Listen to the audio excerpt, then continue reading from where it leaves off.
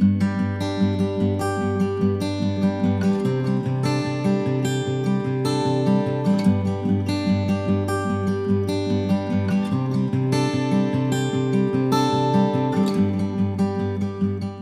this edition of Lexington Now, a new Parks Online feature, Reforest the Bluegrass, and Art by Nature.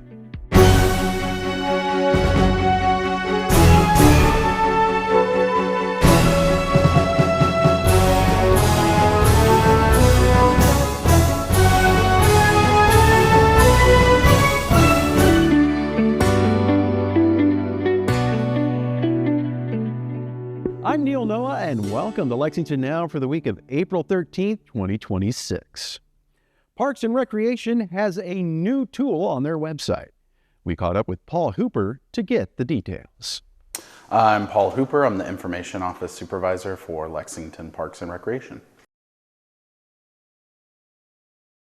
I think it's something we've always wanted to do a better job of, is, just informing, any given person on any projects they might see in our park. If you're walking your dog at a park and you see a construction fence up, people are usually like, what is happening? How long is it going to take? What am I getting? What are they fixing?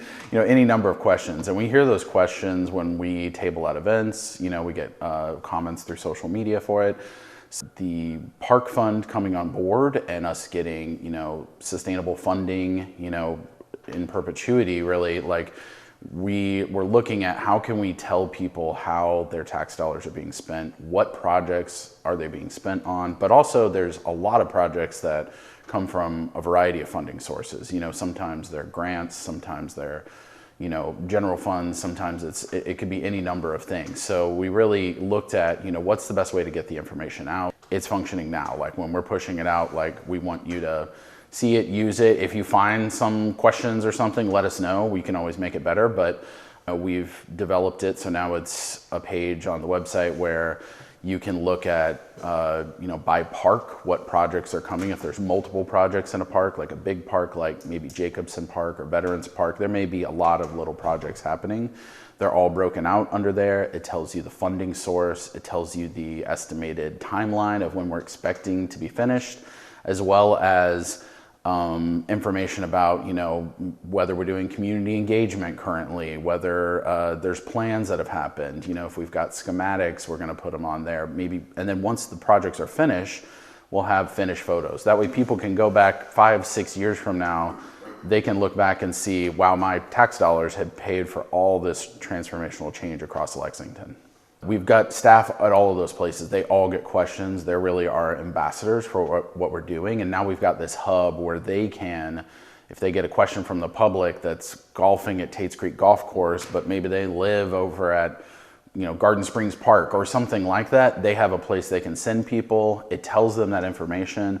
But beyond tracking the projects using the interactive map and everything else, there's frequently asked questions in there. So, you may not know, maybe you have a great idea for a project. You don't know how to suggest it, how to get it funded, how it's selected, all of those questions, which I think the average person doesn't know. So we really tried to approach it from I'm just an average citizen who doesn't know how any of this works. If I go to this page, how do we lay it out for them really succinctly, really, to where if they do have a great idea, we want to hear it. We want them to, talk to their neighbors. We want them to contact us and say, here's what we would like at our local park. And then we also want them to understand the process of that too, because we don't want them to suggest something and expect it to get done immediately. It's just not realistic. So I think the more we can inform them on the whole process, how that works, the better, because then people can understand the power they have.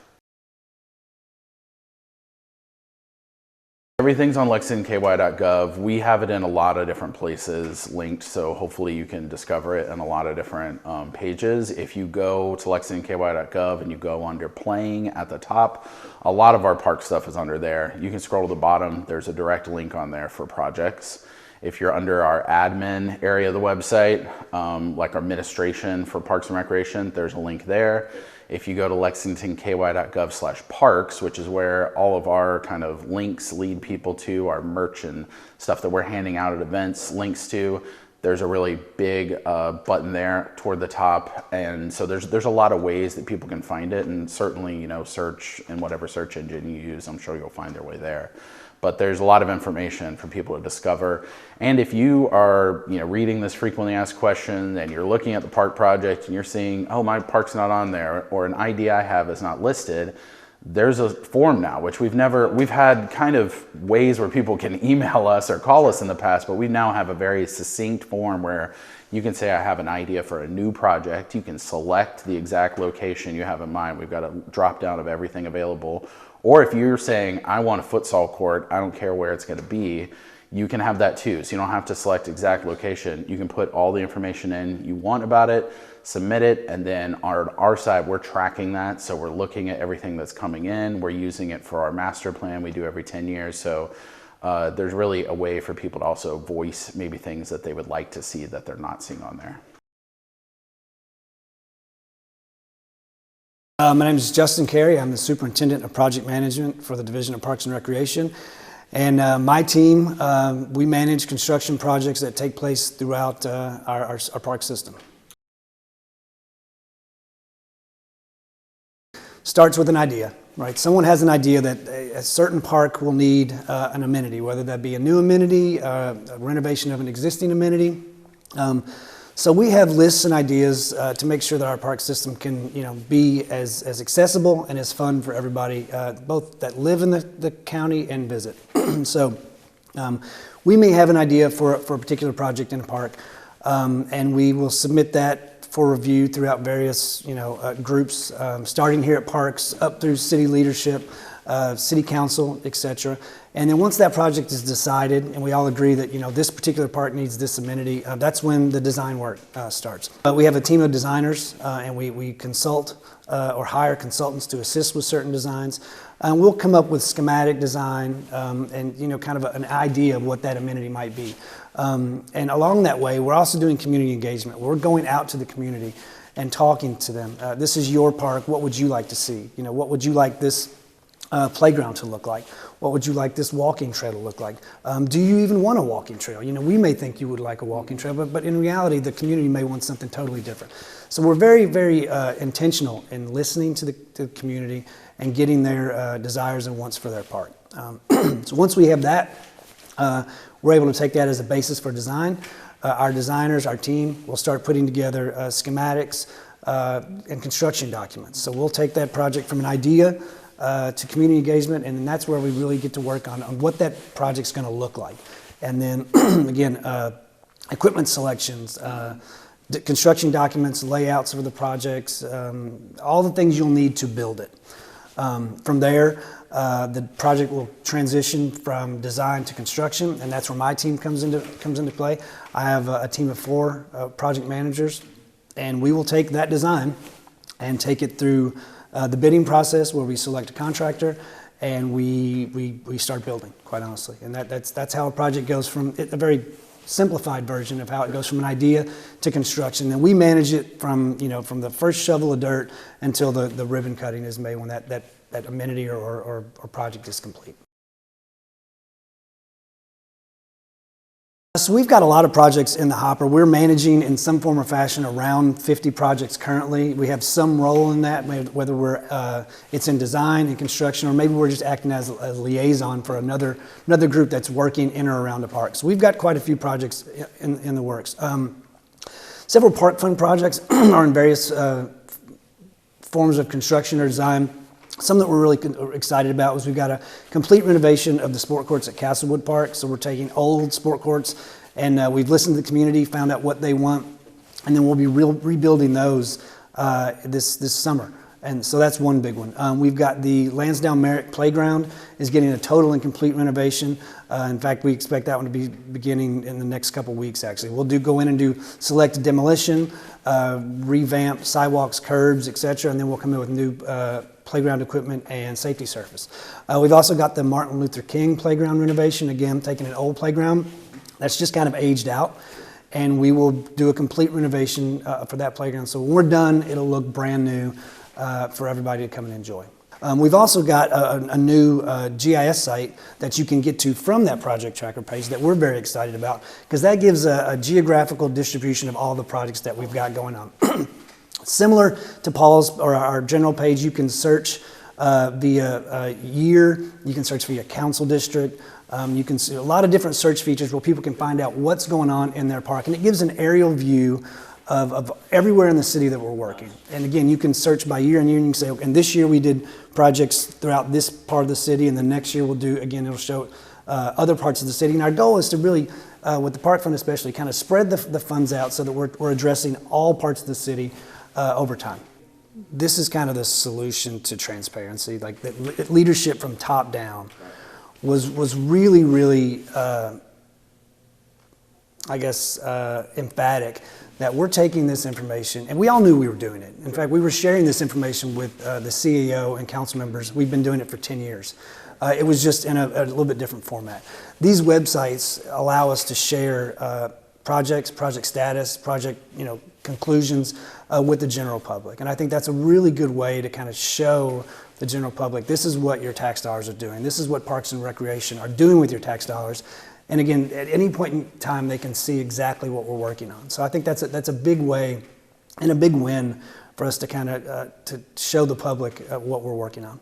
Reforest the Bluegrass 2026 is coming to Coldstream Park. Heather Wilson fills us in on how to get involved.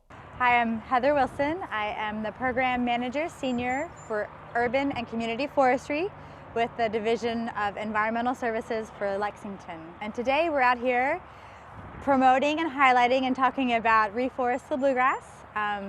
This will be our 27th tree planting event, putting forests and making a greener Lexington. If you are interested in joining us, our event will be Saturday, April 18th.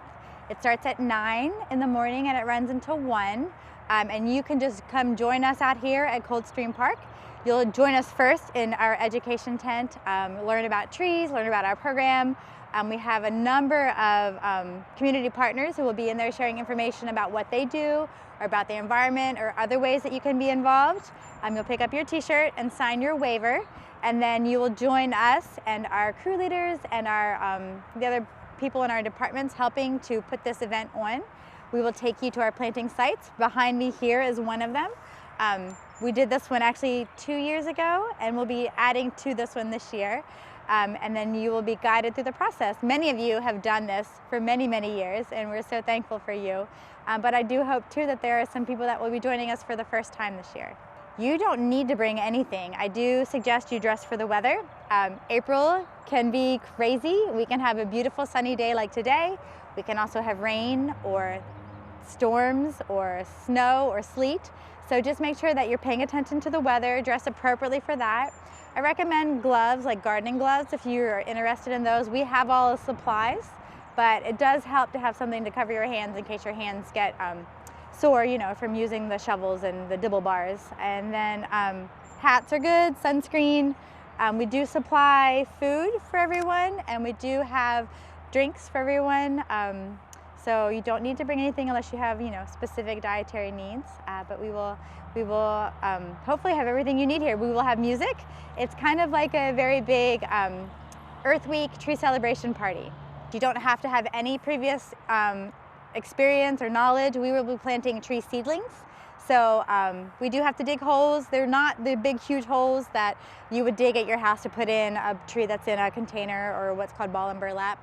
They are smaller holes. They do take some digging, some effort, but we make this so that absolutely everyone can be involved, from like the littlest children that can help with their own little shovels or at least putting the tree into the ground, through all generations of your family. We have families that have been coming to this since grandparents were bringing their kids way back when.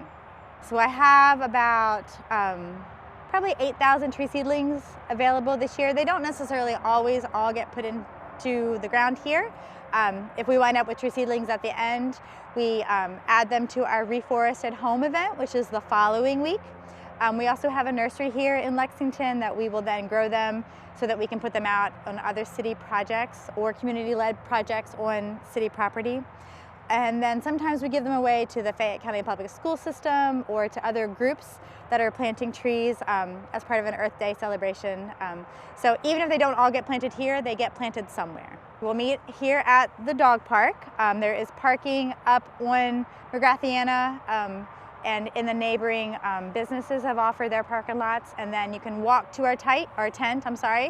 We will also have hay rides available or golf carts available, so if you have mobility issues or you have little children and you have a whole lot of things to bring with you, we do have ways to help you get to our tent as well as out to the planting sites. I will say I brought my son when he was little bitty back in 2004, and he is 22 now, so he's come through most of them. So like as a parent, I love it, and also like as an organizer and just a community member, I love seeing so many people involved with this, with so many generations, because that's really a legacy. You can come anytime during the day. You don't have to be here for the whole thing. Come for one tree, come for 100 trees. It's up to you. We are thankful for everyone's help and participation. It does run 9 to 1. And then the following weekend, as a reminder, is Reforest at Home. We are giving tree seedlings away for you to take home to your properties. You'll find us at 3 different parks around Lexington, and you can just Google Reforest at Home to find out where we are. Registration is not required. You do have to sign a waiver, a participation waiver, once you get here, but you'll do that in our tent. You can go to lexingtonky.gov/Reforest the Bluegrass, or you can just Google Reforest the Bluegrass. It'll take you to the lexingtonky.gov page where you'll have the information about the location and time. When we come back, Art by Nature.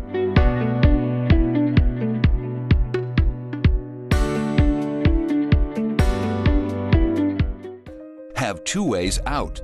When fire strikes, deadly smoke can fill your home within minutes. That's why the USFA wants you to plan and practice home fire drills. Draw a map of each level of your home showing all doors and windows. Discuss the map with everyone who lives with you. Practice your home fire drill at least twice a year. Make sure all doors and windows that lead outside open easily. Push the smoke alarm button to start the drill.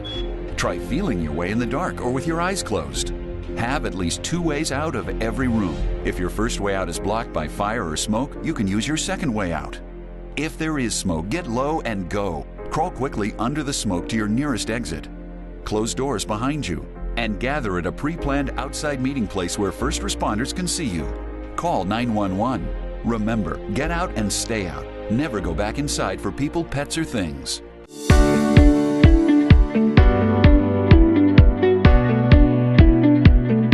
Welcome back to Lexington Now. Art by Nature is nearly here, and Brendan Campbell tells us about this popular art show. Hello, my name is Brendan Campbell. I work for the City of Lexington's Department of Environmental Quality and Public Works, and today I'm talking about Art by Nature. So every year we release a call to artists for Art by Nature, and we have a theme for each year that we ask artists to go out to different inspiration locations that relate to that theme and create a piece of artwork relating to that site that they're visiting. So this year's theme is looking at everything that helps stormwater along its journey from concrete to the creek. So everything from bioswales to rain gardens to permeable pavers, anything that's going to help get any stormwater that's hitting the concrete into the ground and kind of slow it down before it's getting into our waterways. So these different stormwater best management practices help with treating the water and kind of sinking it into the ground before it's able to rush into a stream and erode the banks and the channel.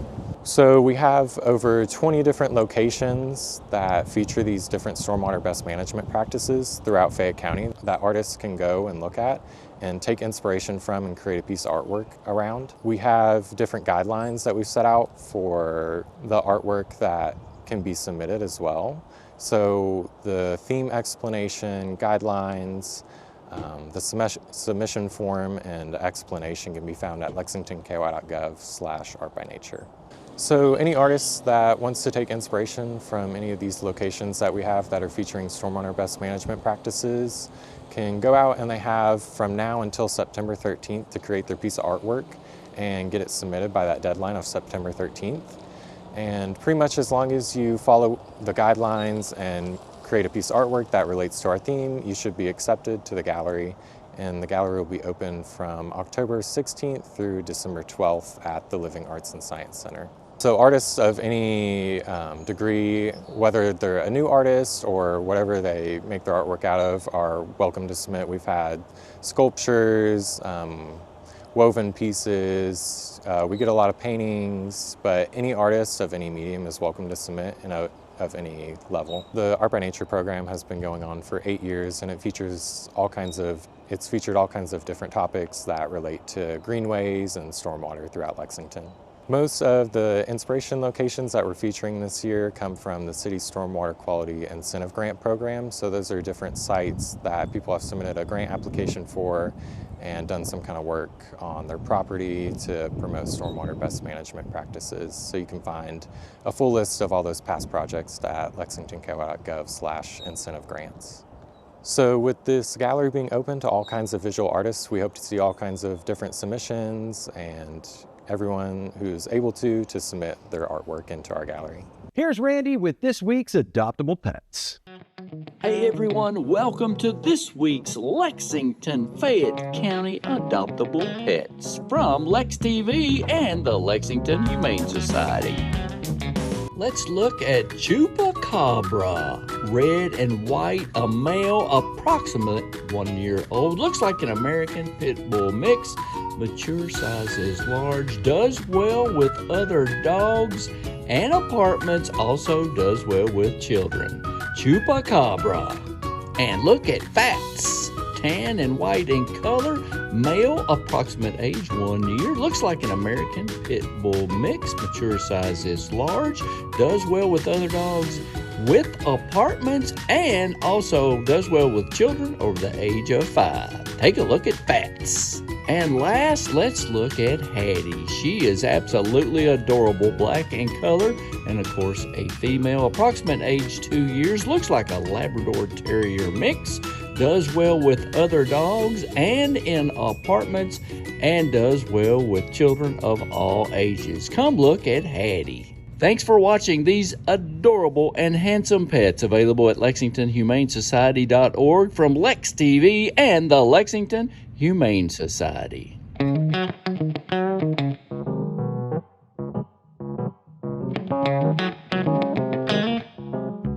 We are now joined by our own Haley Salyers, who brings us a preview of this weekend's events. Hey there, I'm Haley with Lex TV. Here are some upcoming events this weekend in Lexington and Fayette County for the weekend of April 18th. Please note, events that require registration may sell out or fill up in advance. Be sure to confirm by visiting lexingtonky.gov/calendar. On Saturday, April 18th, we have lots of outdoor activities. First, the city is hosting a free mulch giveaway at 8 a.m. at the old landfill pad.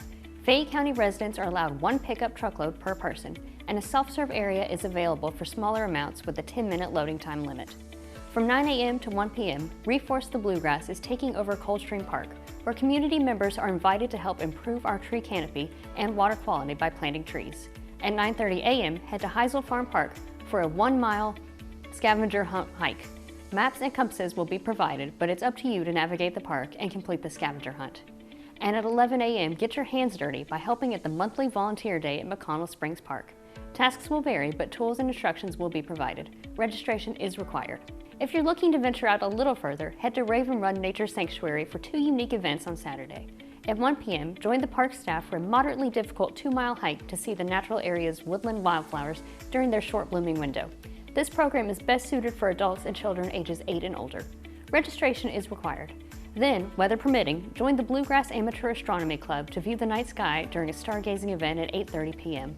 This event is free and does not require registration. And lastly, on Sunday, April 19th at 2 p.m., McConnell Springs will host a nature journaling event. Intended for those ages 18 and older, this event will teach you different techniques for creating your own nature journal, then give you time to practice those skills in the park. Supplies will be provided and registration is required. I'm Haley, and that's just some of the things going on this weekend in Lexington and Fayette County. You may need to pre-register for some of these events. For more events and more information, be sure to visit lexingtonky.gov and click the calendar tab at the top. Thanks for watching, and we'll see you next week. Haley also previews our meeting coverage for the week. Hi there, I'm Haley with Lex TV. Here's our current live meeting schedule for this week, April 13th for Lex TV. Remember, you can watch all our live meeting coverage on Lex TV channel 185 and always online at lexingtonky.gov. We've got a heavy live government meeting schedule this week. On Monday afternoon the 13th, we'll be producing the Board of Adjustment meeting at 1:30 p.m. And on Tuesday the 14th at 1 o'clock, you can watch the Social Services and Public Safety Committee. This will be followed by the Mayor's Fiscal Year 27 budget address at 3 o'clock, and then followed immediately by the Council work session right after. You can watch the live Board of Architectural Review meeting at 4 p.m. Wrapping up the week on Thursday, April 16th, watch the Planning Commission work session at 1:30, followed by the formal Council meeting at 6 p.m.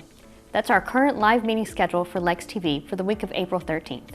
Watch all our live meeting coverage on Lex TV channel 185 or always online at lexingtonky.gov, and click the Lex TV tab at the top. I'm Haley, and we'll see you next time.